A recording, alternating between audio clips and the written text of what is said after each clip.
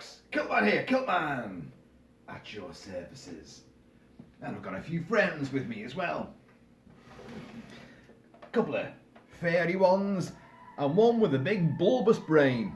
Yes, and one from Mars Attacks as well. How are you all? Hope you're doing very well. I have, well, what is to me a mystery unboxing.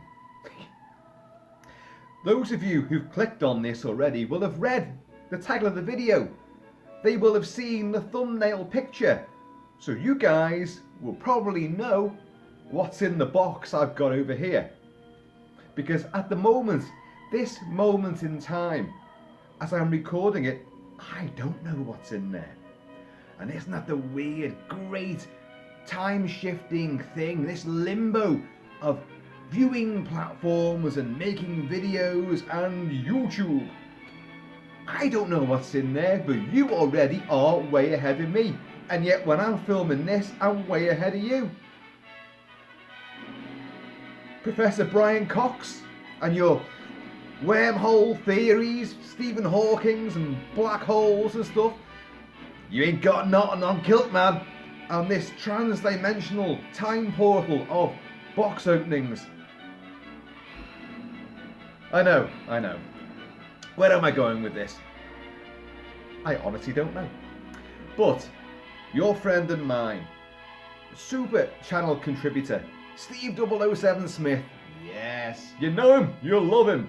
You know his work. Another incredible piece of film canvas artwork has turned up, and it's in this little boxy here. Now, these are turning up on an almost minute by minute basis these days.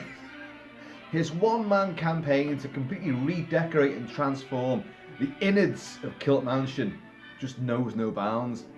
But the beauty of these things, as he's told me, is that these are canvas art. They're on a wooden frame and they're gorgeous, gorgeous prints. Fabulous.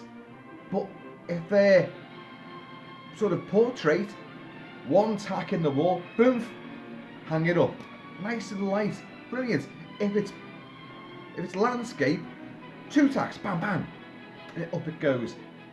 And then, because you've got so many of them, the beauty is take it off, put another one on, so you can constantly change the decor of the rooms and the halls and the gantries and the battlements with all these glorious canvas arts. And yes, so again, there came a knocking on the portcullis. So I sent the minions, said, go, see who's there. And I said, Master, tis the woman with the box art. Well, lower the drawbridge then. Don't waste my time and hers. And I scuttled down from the west wing, along the gantries and down the hall and across, the trestle table and the banquet room. And then I exploded across the drawbridge. And I said, what have you got for me there? I said, I think it's another one of these canvas arts for you, Kilt-Man. I went, I'll take that, thank you. On your way now. And we have it here. Now, most of you people now know what the drill is. Steve, the awesome Steve. Steve, by the way, who is a little bit under the weather at the moment. So, please, folks, because you've seen so much of what he's done, and he's a great guy.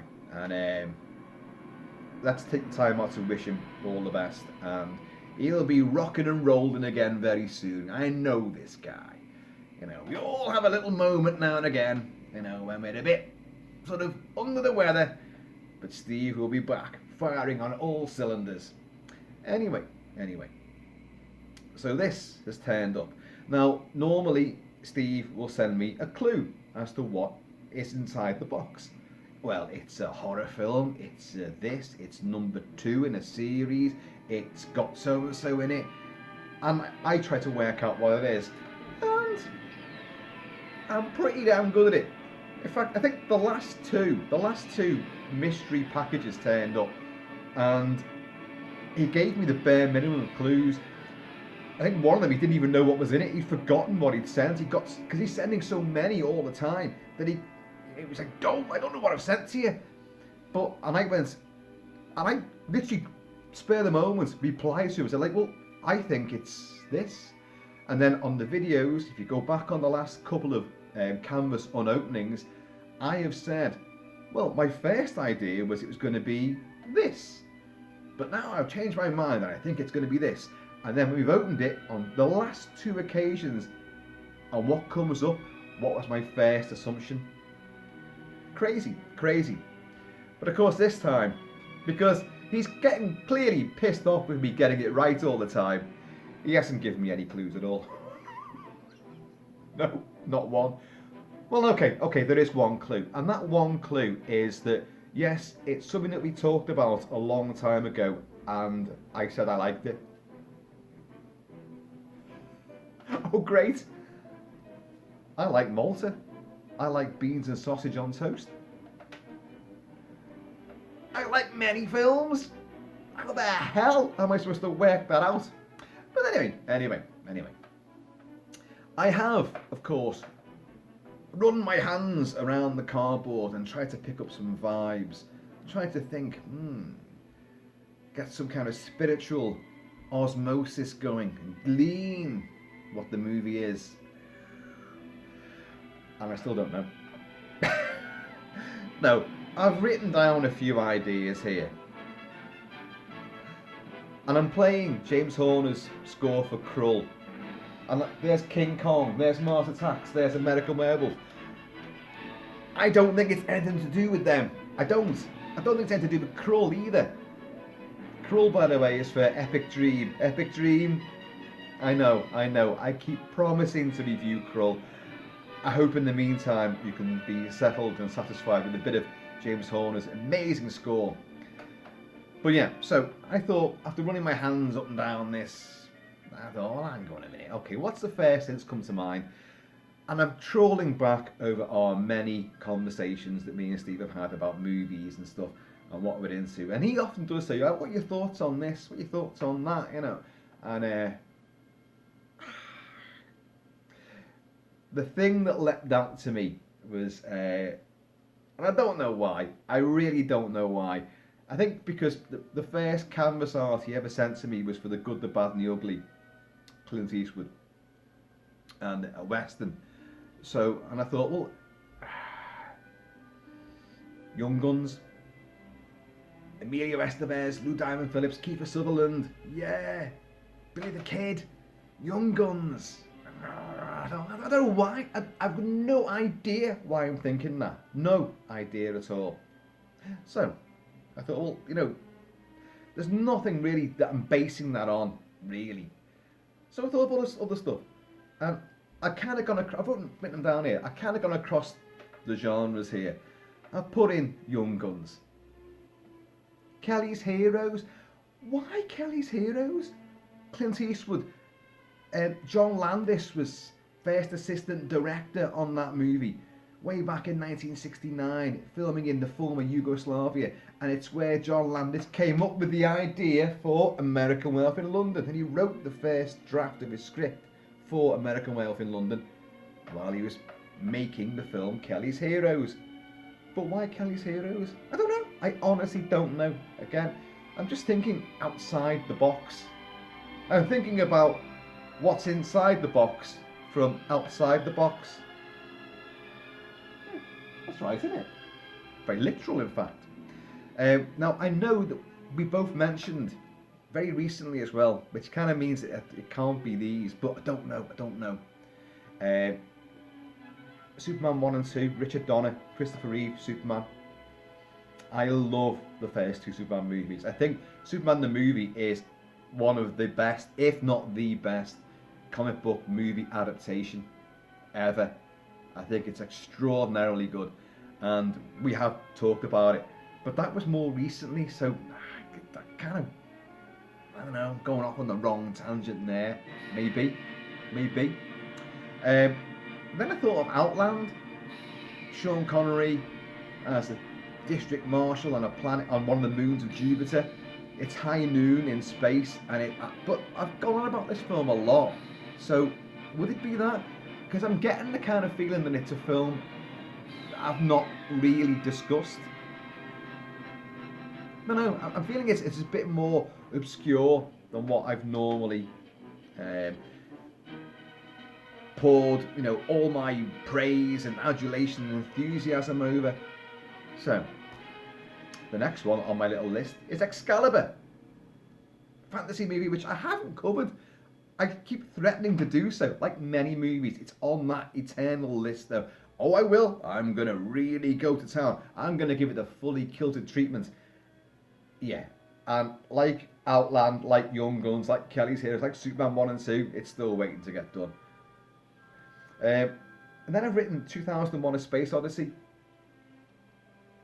Now I know because of the monoliths which kept appearing last year all over the place, and I did a couple of videos on that, and I mentioned 2001 a fair bit, and I'm trying to think, did me and Steve discuss that? You can see I'm really hedging my bets here. I'm spreading the net very wide, and then I come up with, well, me and Steve are always into like macho gung-ho action movies and Delta Force, which I think I have covered, but I don't know. That's this. Young Guns is the thing that's really, smacked home to me for no real reason at all, other than the fact that the first ever canvas art that he sent to me was The Good, the Bad, and the Ugly. So, is it another Clint Eastwood Western? But I'm thinking, no, it's Western. I'm thinking Western.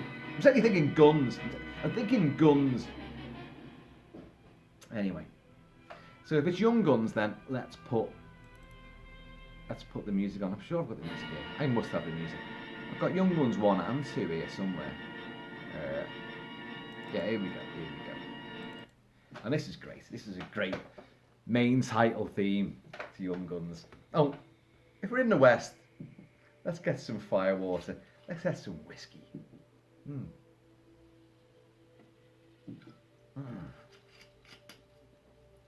But yeah, Steve, you really haven't given me much to go on here at all. And I think it's probably only fair. I think you're going to win this one. I'll be perfectly honest now.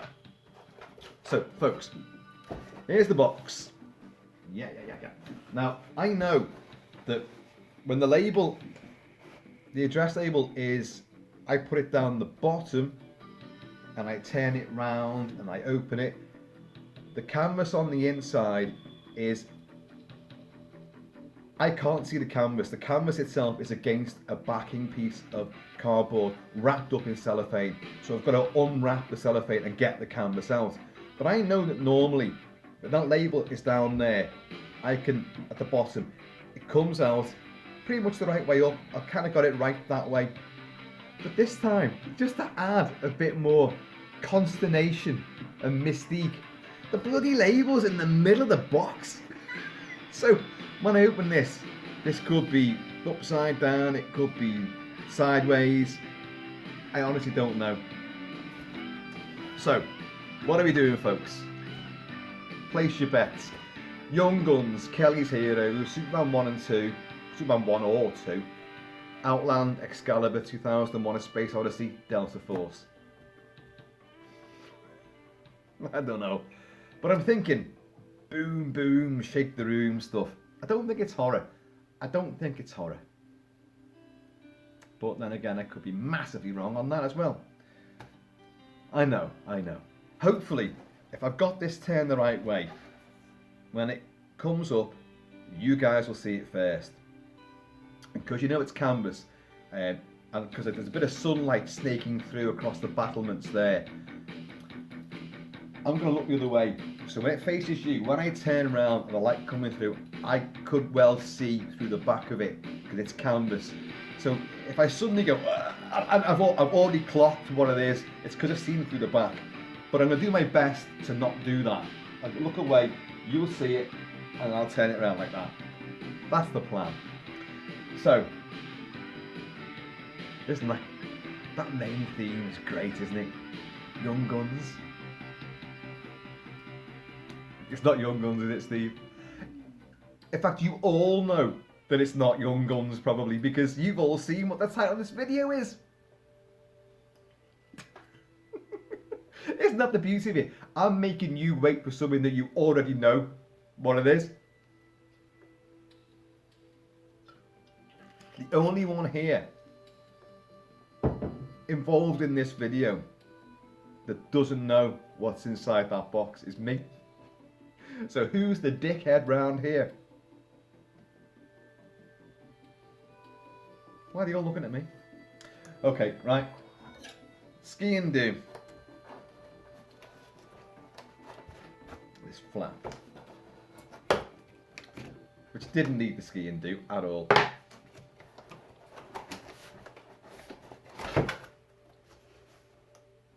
Okay. Right, yeah. As you can see, it comes, the canvas is on the back of this, it's sealed in there with this cellophane. I will now endeavour to slice that open.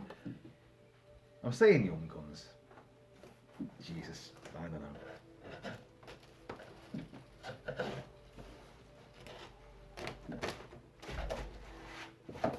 Okay folks, that was easy enough. I hope this is the right way up. I really do. I don't know. Oh, what the hell?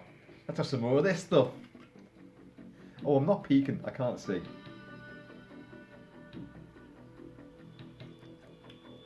Young Guns, Kelly's Heroes, Superman 1 or 2.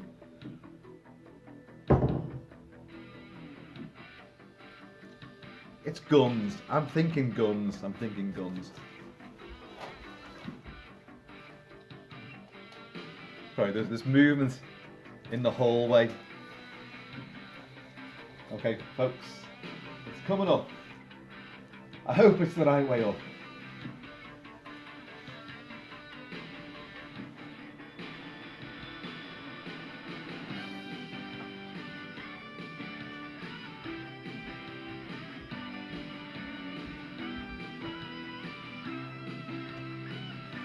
Guns!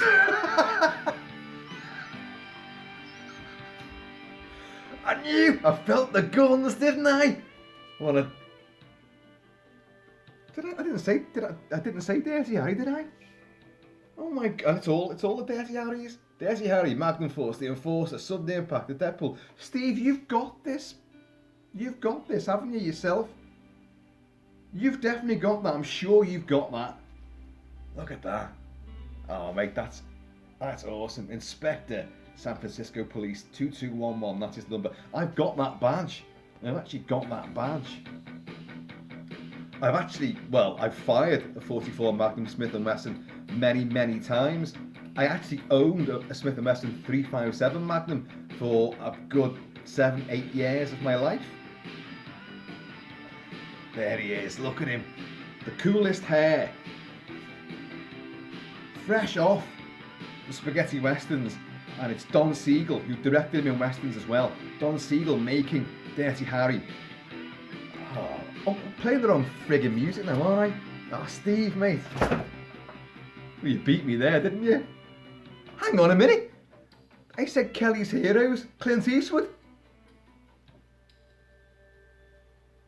Oh, I was kind of going around it, wasn't I? Oh, that is so weird. Huh? I love that. I love the way he's sort of peeping out. Hello, have you seen my bloody big gun? I'm the coolest guy in San Francisco. The coolest guy anywhere, to be honest. Big Clint. I've got to have something of... What have I got here? I must have... Have I got Dirty Harry itself? Lalo Schifrin and Jerry Fielding did the scores. Have I got Dirty?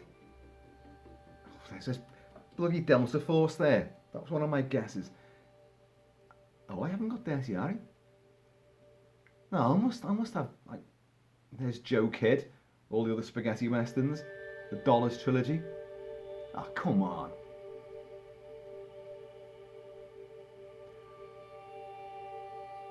Oh, here we go. I've got Magnum Force, Lalo Schifrin, which was to be the sequel, the first sequel in the Dirty Harry's franchise. Listen to this. This is uber cool, this. I think I did a video entirely around this score as well. But look at that.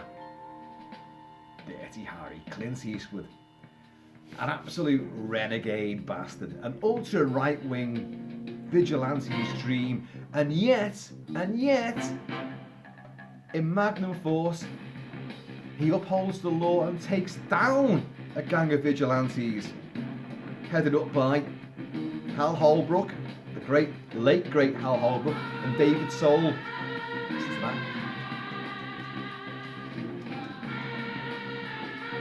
This is the opening titles. A blood red screen, and the 44 Magnum is just there. And slowly he clicks the hammer back and swings it round and does the speech from the original Dirty Harry. This is the 44 Magnum, the most powerful handgun in the world, and it could blow your head clean off. Do you feel lucky? Well, do you, punk? Boom! And he shoots at you. It's almost like a Dirty Harry retort to the gun barrel of James Bond, with the blood coming down. Boom! Bond's there. He sent me the Rambo cover art, poster art, just last week. It's up, it's just down there.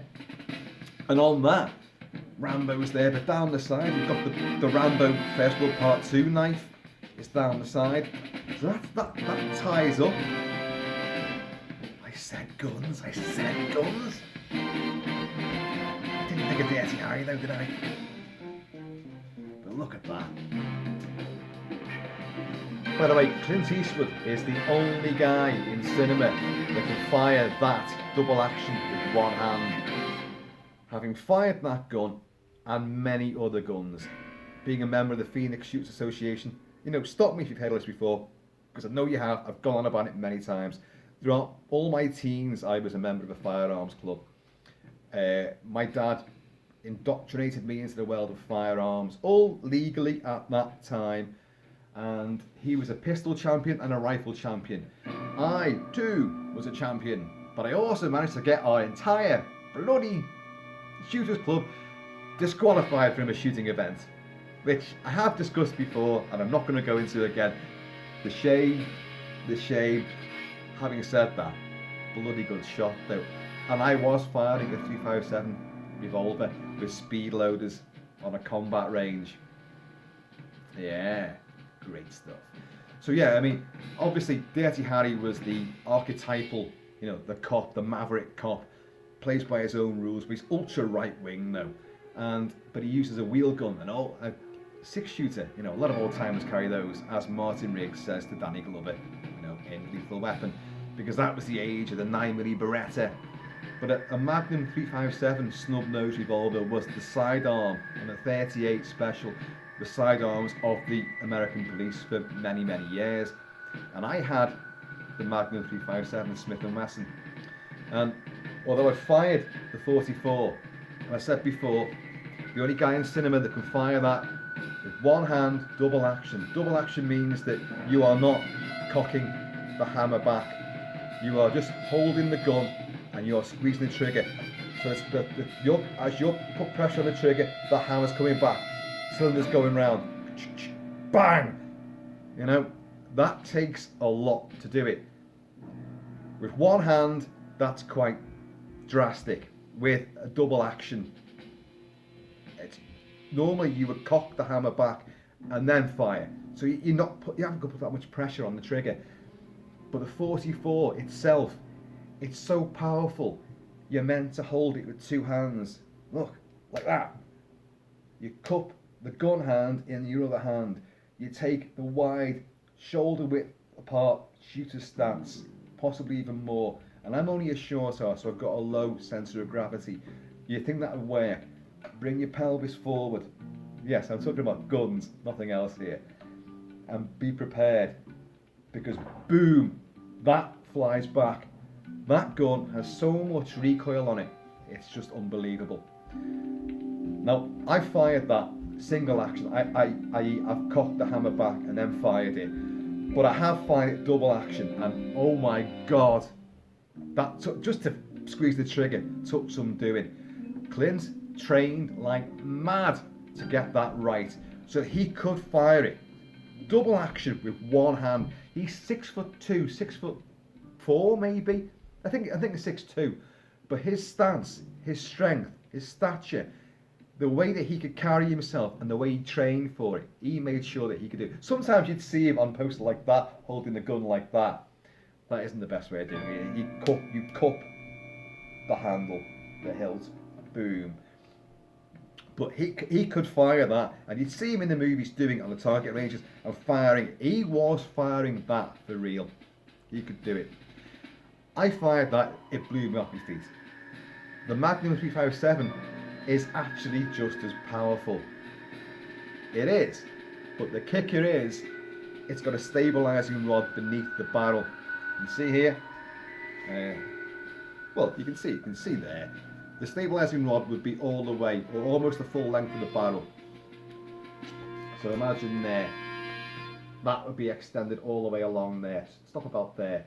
And what that would do, that'd be a counterbalance, a counterweight for the barrel. So as you're firing it, it's stopping the barrel from flying up. So that was a weapon that you could fire one-handed, and I did a lot of the time down the range, the indoor range, the outdoor range. I would use that single-handed. Sometimes if I was really trying to be, trying to hit the fucking target, then I'd fire it like that.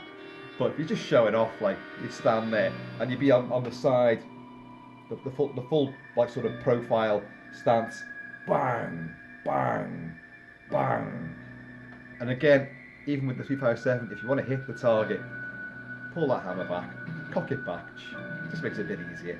Goosh, goosh. It stops a lot of the trembling and a lot of the tension as you're trying to get that trigger back. Boom! But be ready for that. Anyway, that's terrific. That. Listen to this.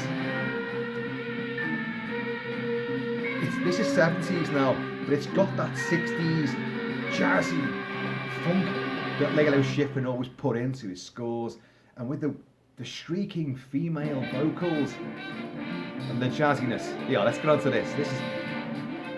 This is the crux. This is it. They're on a stakeout in a grocery store, which is being played by robbers, armed robbers all the time. His mate's outside, his black mate is outside, and the racist robbers are going to blow his head off. Clint's on the inside with a very green rookie copper with body armour on, and they spring at the last minute. Clint's blam blam. This guy's got a shotgun, but a guy hits him in the chest, blows him back, but he's got body armour on. Then Clint takes him out. But this is the music, shooting down the aisles. And Clint's like chewing gum. Boom, boom.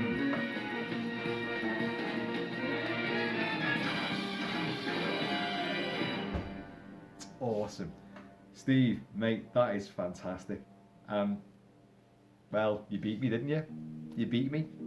I could go, I was thinking guns, and the first one you got me was The Good, the Bad and the Ugly, Clint Eastwood, and I had Kelly's Heroes down. But I think we're talking 10 years there, are we really? That is fabulous, mate. Fabulous. I love it. I absolutely love it. Golden Gate Bridge in the background there. All the movies and the full Dirty Harry lineup. All of them excellent. But Dirty Harry, the first one, is numero uno. It's the supreme one. Andy Robinson playing Scorpio, the sniper, kidnapper, killer. Whoa, he was fantastic. What happened to Andy Robinson? Yeah, I know he was in Hellraiser. He was in Cobra with Stallone doing his best Dirty Harry impersonation.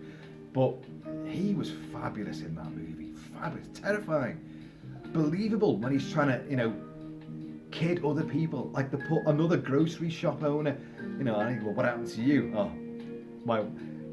my husband's. My wife's brother caught me. Or whatever the hell he says, and he beat me up, and the old guy's laughing, and then he clubs him, and beats him up behind the counter. And you're like, oh, what? He's savage. but he's funny, and his dialogue and the way that Andrew Robinson delivers it is just fabulous stuff.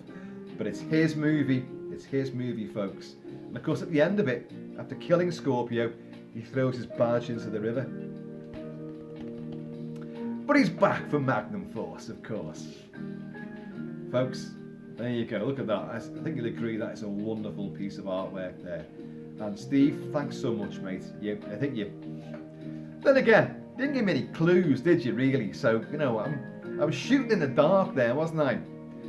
But Steve, I know you're feeling slightly under the weather. Please, get better soon, mate. And you won this one. This round is on you.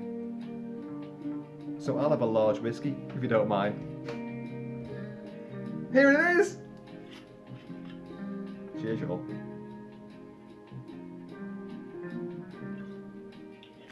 Folks, stay tuned. There's something coming later on.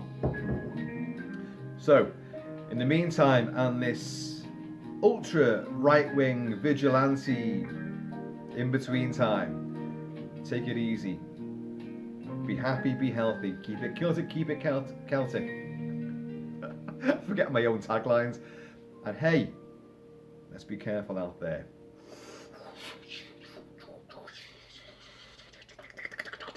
Now